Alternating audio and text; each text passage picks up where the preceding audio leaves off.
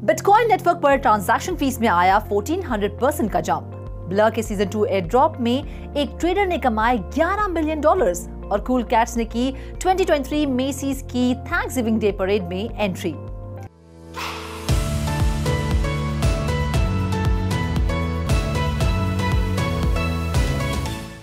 Hello and a very warm welcome to all of you.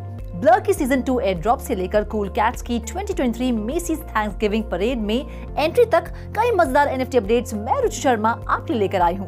तो हो जाइए NFT verse के इस खास एपिसोड के लिए तैयार। इसमें आपके फेवरेट एनएफटी प्रोजेक्ट्स की डिटेल्स तो होंगी ही, साथ ही हम एक स्पेशल गेस्ट से भी मुलाकात करेंगे।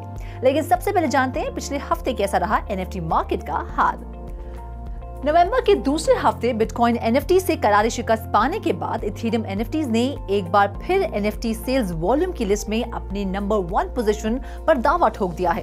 35% उछाल के साथ Ethereum NFTs $92 million NFT sales volume के साथ पिछले हफ्ते सबसे आगे रही। तो वहीं 62% गिरावट के साथ दूसरे नंबर पर $65 मिलियन सेल्स के साथ रही बिटकॉइन एनएफटीज।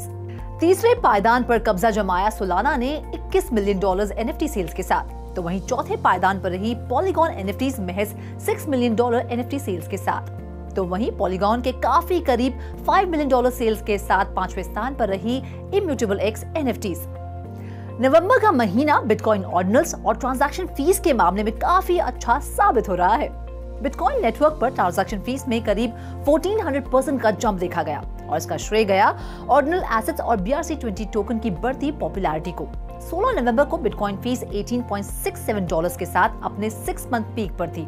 इसके बाद 17 नवंबर को टैपरूट विज़र्ड सिक्योरिंग को $7.5 मिलियन की सीड इन्वेस्टमेंट मिली। फिर 19 नवंबर को बिटकॉइन की एवरेज डेली ट्रांजैक्शन फीस ने इथेरियम की फीस को पहली बार मात दे दी, जहां बिटकॉइन की ट्रांजैक्शन फीस $10.34 हो गई, जबकि इथेरियम की एवरेज फीस महज $8.43 थी। नवंबर के महीने में 41 मिलियन इंस्क्रिप्शंस क्रिएट हुए, जिससे अप्रोक्सीमेटली 2876 BTC यानी $104.8 मिलियन की फीस जनरेट हुई है। ब्लर ने एक बार फिर वही कर दिखाया है जिसके लिए वो जाना जाता है और जिसके बलबूते उसने पॉपुलैरिटी और सेल्स दोनों में बाजी मारी थी। जी हाँ, ब्लर लेकर आया है अपना फेमस एयर ड्रॉप का सीजन 2 और इस बार का ये सीजन पहले से भी ज्यादा दमदार था। इस बार एनएफटी मार्केटप्लेस ब्लर ने अपने प्लेटफॉर्म को यूज करने वाले ट्रेडर्स के लिए रिवॉर्ड पूल में 300 मिलियन टोकन यानी $146 मिलियन वर्थ टोकन्स एलोकेट किए थे। ऐसे में एक सुडोनिमस एनएफटी ट्रेडर ने इस एयर ड्रॉप रिवॉर्ड डिस्ट्रीब्यूशन में $11 मिलियन कमाए। जून एनालिटिक्स के डेटा के मुताबिक Ethereum name service tag Handwe.eth के वॉलेट ने ब्लर एयरड्रॉप सीजन 2 में total of 22 million blur tokens claim किए, जिनकी कुल कीमत करीब $11.2 मिलियन थी। The end off season airdrop एक ऐसी स्ट्रैटेजी है जिसे ब्लर नए ट्रेडर्स को अपने प्लेटफॉर्म पर खींचने के लिए यूज करता है। ब्लर उन ट्रेडर्स को सीजन के एंड में रिवॉर्ड करता है जो उनके प्लेटफॉर्म पर एनएफटी ट्रेड करते हैं।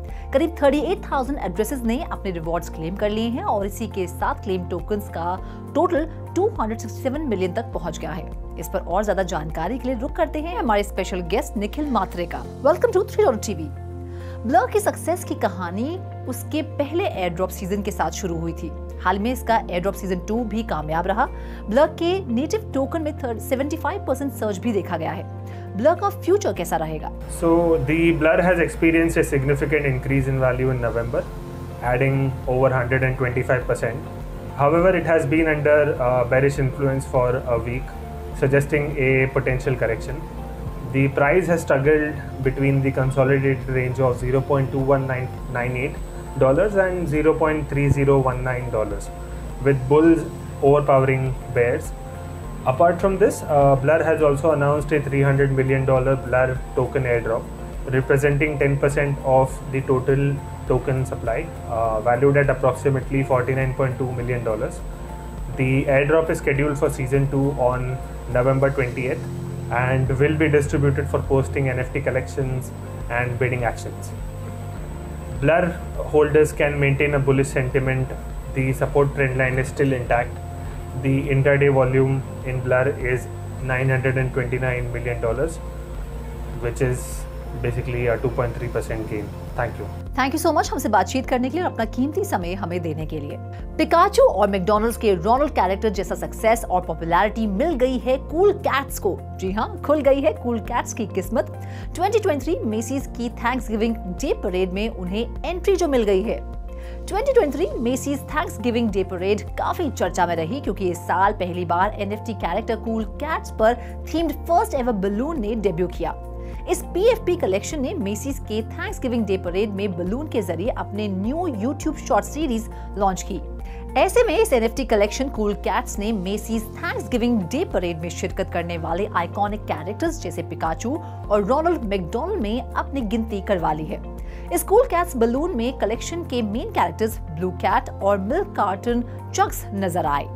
इस मौके पर हेरल्ड स्क्वायर मेसीज पर एक limited edition cool cats hoodie भी अवेलेबल थी। ये हुडी NFC टैग के साथ थी जो एक अज़ूकी फिजिकल बैक टोकन के साथ लिंक थी, जिसकी मदद से इस हुडी को रियल लाइफ में भी पहना जा सकता है और कूल कैट्स के डिजिटल अवतार सिस्टम में भी। कूल कैट्स को क्रिएट किया था आर्टिस्ट कॉलिन क्लोन ईगन ने। इस सीरीज ऑफ आर्ट्स ने 2015 में इंस्टाग्राम पर एंट्री की और 2021 में क्लोन ने लॉन्च की the cool cats NFT collection, जिसमें 9,999 ब्लू कैट PFPs थी। ये कलेक्शन देखते ही देखते 2021 के अंत तक प्रोफाइल पिक्चर प्रोजेक्ट्स की ब्लू चिप NFT बन गई, जिसका एवरेज प्राइस $92,000 था। तब से इन NFT कलेक्शन ने कई उतार चढ़ाव देखे हैं, लेकिन मेसीज थैंक्सगिविंग परेड में शिरकत करने के बाद यकीनन इसकी पॉपुलैरिटी और सेल्स में इजाफा होगा। CoinGecko ने अपनी चाल और बिजनेस दोनों बदल लिया है। CoinGecko करने जा रहा है एक नई शुरुआत। जानना चाहते हैं कैसे? तो चलिए बताते हैं आपको।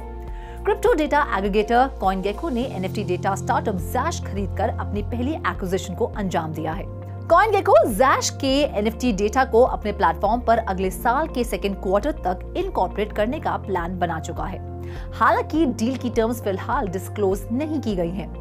Zash की शुरुआत 2021 में हुई थी। Zash ने बतौर सोशल इन्वेस्टिंग ऐप शुरुआत की थी जो रियल ऑन चेन और ब्रोकर डेटा से वेरीफाइड थी, लेकिन बाद में NFT से जुड़े reliable and accurate blockchain data की कमी की वजह से Zash ने NFT डेटा की तरफ रुख करने का फैसला किया। Zash अब इथेरियम, पॉलीगॉन, सोलाना और बिटकॉइन ऑर्डिनल्स के साथ और कई ब्लॉकचेन्स पर मौजूद 87 मार्केटप्लेसेस को NFT डेटा प्रोवाइड करता है। ये काबिले तारीफ है कि 3 साल में Zash ने एक छोटी सी टीम के साथ गजब की कॉम्प्रिहेंसिव NFT डेटा कवरेज की, टॉप टियर क्लाइंट्स के साथ उसे कमर्शियलाइज कर एक रिमार्केबल प्रोडक्ट बनाया है। खबर है कि इस एक्विजिशन में Zash टीम CoinGecko को ज्वाइन करेगी। CoinGecko के को-फाउंडर और COO बॉबी ओंग ने टीम के साइज का खुलासा करने से मना कर दिया, लेकिन लिंक्डइन के मुताबिक Zash 10 मेंबर्स को एम्प्लॉय कर चुका है। CoinGecko की शुरुआत 2014 में हुई थी और इसका सीधा मुकाबला कॉइन मार्केट कैप के साथ है, जिसे बाइनेंस ने 2020 में $400 मिलियन में अक्वायर किया था।